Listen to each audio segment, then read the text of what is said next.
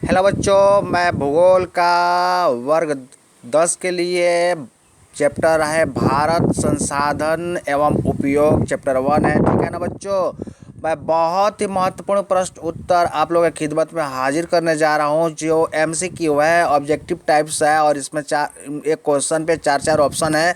ठीक है बच्चों।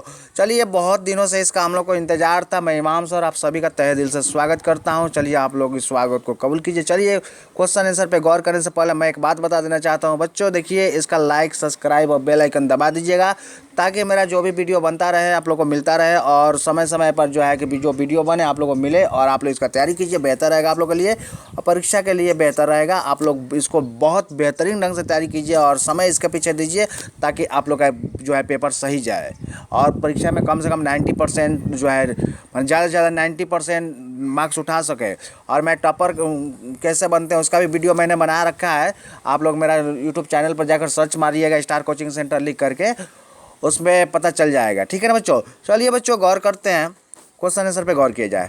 क्वेश्चन नंबर 1 लिखा है कि कोयला किस प्रकार का संसाधन है। तो याद रखिएगा, कोयला जो है किस प्रकार का संसाधन है। ऑप्शन नंबर 1 है अनवीकरणीय संसाधन, ऑप्शन ए मतलब ऑप्शन बी है नवीकरणीय संसाधन, ऑप्शन सी है जैव संसाधन और ऑप्शन डी है अजैव संसाधन। तो देखिए, हमारे स्क्रीन के सामने आंसर नजर आ रहा है, क्या है ऑप्शन नंबर ए अनवीकरणीय संसाधन। ठीक है बच्चों। क्वेश्चन नंबर 2 पे गौर करते हैं। लिखा है सौर ऊर्जा, कौन सा ऊर्जा, सौर ऊर्जा। सौर ऊर्जा निम्नलिखित में से कौन सा संसाधन है। तो याद रखिएगा, ऑप्शन नंबर ए है मानवकृत, ऑप्शन बी पुनः पूर्ति योग्य, ऑप्शन सी है अजैव, ऑप्शन डी है अचक्रीय संसाधन। ठीक है ना बच्चों। लेकिन ऑप्शन नंबर क्या है, 2 का बी सही होगा, पुनः पूर्ति योग्य संसाधन। ठीक है बच्चों। चलिए, क्वेश्चन नंबर 3 पे गौर करते हैं। लिखा है तटरेखा से कितने किलोमीटर क्षेत्र की सीमा अपवर्जक आर्थिक क्षेत्र कहलाते हैं। याद रखिएगा, तटरेखा से पूछा है, तटरेखा से कितने किलोमीटर, ठीक है ना, कितने किलोमीटर क्षेत्र की सीमा अपवर्जक आर्थिक क्षेत्र कहलाते हैं। ऑप्शन ए है 100 kilometre, option B 200 kilometre, option C 150 kilometre और ऑप्शन डी 250 किलोमीटर। तो option B is right answer. ठीक है बच्चों। चलिए, क्वेश्चन नंबर जो है 4 पे हम लोग गौर करते हैं। क्वेश्चन नंबर 4 है डाकू का अर्थव्यवस्था का संबंध है। इसका मतलब कि डाकू का अर्थव्यवस्था का संबंध जो है निम्नलिखित में से किससे है। Option number A, option A है संसाधन संग्रहण में, ऑप्शन बी है संसाधन के विध्वंस से, ऑप्शन बी है संसाधन के विध्वंस से, ऑप्शन जो है सी है हमारे स्क्रीन के सामने नजर आ रहा है, देखिएगा, संसाधन के नियोजित दोहन से, और ऑप्शन डी देखिए है इनमें से कोई नहीं। तो हमारा आंसर क्या होगा बच्चों, गौर कीजिएगा, ऑप्शन नंबर बी जो है सही जवाब है, इसका सही आंसर है। ठीक है ना बच्चों। क्वेश्चन नंबर जो है 5 पे गौर करेंगे। लिखा है समुद्री क्षेत्र में राजनीतिक सीमा के कितने किलोमीटर क्षेत्र तक का संपदा निहित है। तो याद रखिएगा, इसका ऑप्शन नंबर ए लिखा है 10.2 किलोमीटर, ऑप्शन बी है, ठीक है, 15.5 किलोमीटर, ऑप्शन सी है 12.2 किलोमीटर एंड ऑप्शन डी है, ऑप्शन डी क्या है बच्चों, गौर करते हैं हम लोग, ऑप्शन नंबर डी है 19.2 किलोमीटर। तो याद रखिए 5 का डी जो है सही क्वेश्चन का आंसर है। ठीक है ना बच्चों। चलिए, क्वेश्चन नंबर 6 पे गौर करता है। लिखा है, गौर करते हैं बच्चों।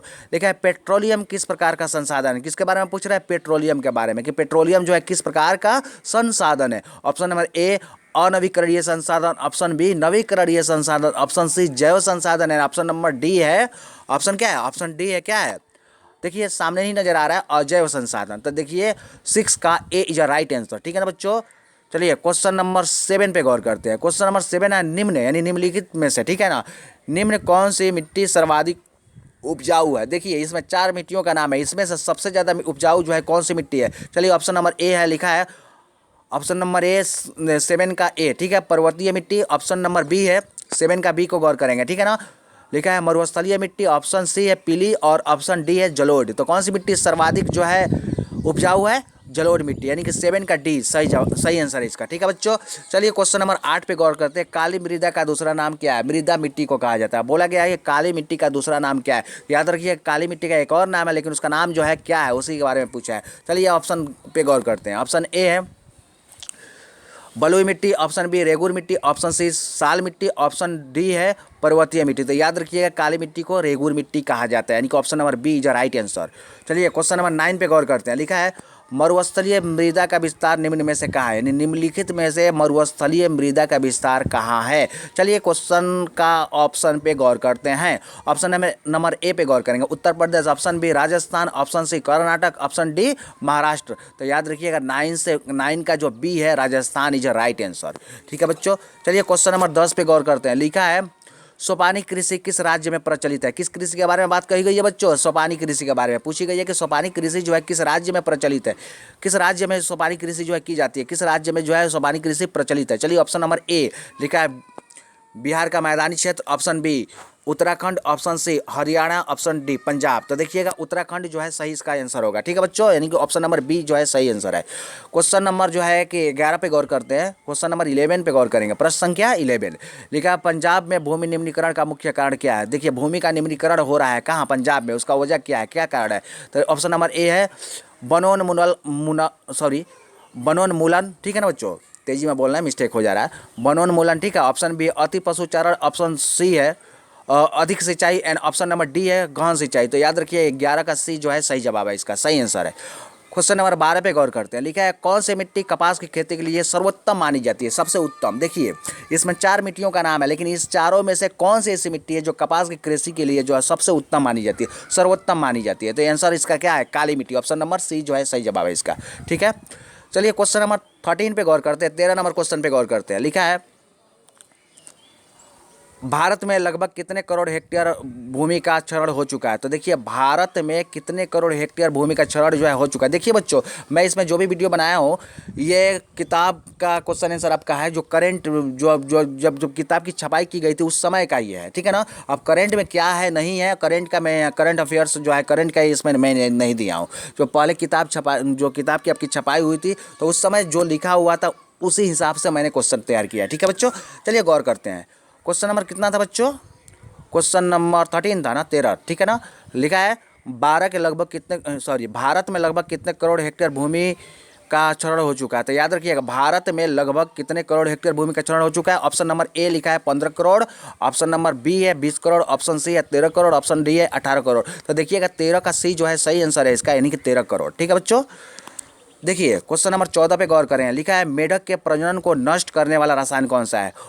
एक रसायन का नाम पूछा है जिससे मेढक का प्रजनन नष्ट होता है। ठीक है ना, तो याद रखिएगा ऑप्शन नंबर ए है बेजिंग, ऑप्शन बी है यूरिया, ऑप्शन सी है एड्रीन, ऑप्शन डी है फास्फोरस। तो याद रखिएगा 13 का जो है सी जो है इसका सही आंसर है एड्रीन। क्वेश्चन नंबर 15 पे गौर करते हैं। चलिए इस साइड में आइए, क्वेश्चन नंबर 15 लिखा है कि देश के बाधों को किसने भारत का मंदिर कहा। देखिए भारत का मंदिर कहा था किस देश के बाधों को, तो देश के बाधों को भारत का मंदिर किसने कहा था, उनका नाम बताना है। ठीक है ना बच्चों, देखिए ऑप्शन नंबर ए है महात्मा गांधी, ऑप्शन बी है Swami Vivekananda, option option C है doctor Rajendra Prasad, and option number D है पंडित जवाहरलाल नेहरू। तो याद रखिएगा पंडित जवाहरलाल नेहरू ने, ठीक है ना, देश के बाधों को क्या कहा था, भारत का मंदिर। ठीक है ना बच्चों, क्वेश्चन नंबर 16 पे गौर करते हैं। लिखा है कुल जल का कितना प्रतिशत भाग महासागरों में निहित है। ठीक है ना, तो देखिए इसका आंसर होगा ऑप्शन नंबर डी। ठीक है ना बच्चों, क्वेश्चन नंबर 17 पे गौर करते हैं। लिखा है बृहद क्षेत्र में जल का उपस्थिति के कारण ही पृथ्वी को क्या कहा जाता है। तो याद रखिए बृहद क्षेत्र में जल की उपस्थिति है, इसके कारण पृथ्वी को क्या कहा जाता है, इसके कारण जो है पृथ्वी को, यहाँ 4 ऑप्शन है, चारों में से देखते हैं कौन सा आंसर होता है। देखिए बच्चों गौर करते हैं, ऑप्शन नंबर ए लिखा है उजला ग्रह, ऑप्शन बी नीला ग्रह, ऑप्शन सी हरा ग्रह, एंड ऑप्शन नंबर डी लाल ग्रह। तो याद रखिएगा 17 का B is a right answer. ठीक है ना, नीला ग्रह। क्वेश्चन नंबर 18 पे गौर करेंगे। लिखा है बिहार में अति जल दोहन से किस तत्व का संकेंद्रण बड़ा है। ठीक है, बिहार में कहाँ का पूछा है बच्चों, बिहार का। तो बोला है बिहार में अति जल दोहन से किस तत्व का संकेंद्रण बड़ा है। तो देखिए ऑप्शन नंबर क्वेश्चन 18 का ऑप्शन नंबर ए देखते हैं। लिखा है फ्लोराइड, ऑप्शन बी है क्लोराइड, ऑप्शन सी है आर्सेनिक, एंड ऑप्शन डी है लौ। तो याद रखिएगा क्लोराइड जो है सही जवाब है। 19 नंबर क्वेश्चन पे गौर करते हैं बच्चों। लिखा है प्राणियों के शरीर में कितना प्रतिशत जो है जल की मात्रा निहित होती है। किसके शरीर में बच्चों, प्राणियों के शरीर में। तो याद रखिएगा प्राणियों के शरीर में जो है कितनी प्रतिशत जल की मात्रा निहित होती है। ऑप्शन नंबर सी है 65%। ठीक है बच्चों, चलिए क्वेश्चन नंबर 20 पे गौर करते हैं। लिखा है विश्व की कितनी प्रतिशत जनसंख्या भारत में निवास करती है। देखिए पहले ही मैं कह चुका हूँ कि जिस समय किताब की छपाई हुई थी उस समय का इसमें का क्वेश्चन बना करके इसका क्वेश्चन आंसर तैयार किया गया है, करेंट का इसमें नहीं है, ठीक है ना। प्रेजेंट में क्या है नहीं है उसके बारे में मैंने नहीं दिया है, और जिस समय किताब की छपाई की गई थी उस वक्त का है। तो लिखा है विश्व की कितनी प्रतिशत जनसंख्या भारत में निवास करती है, ठीक है ना बच्चों। तो ऑप्शन नंबर ए होगा 16%, ठीक है ना।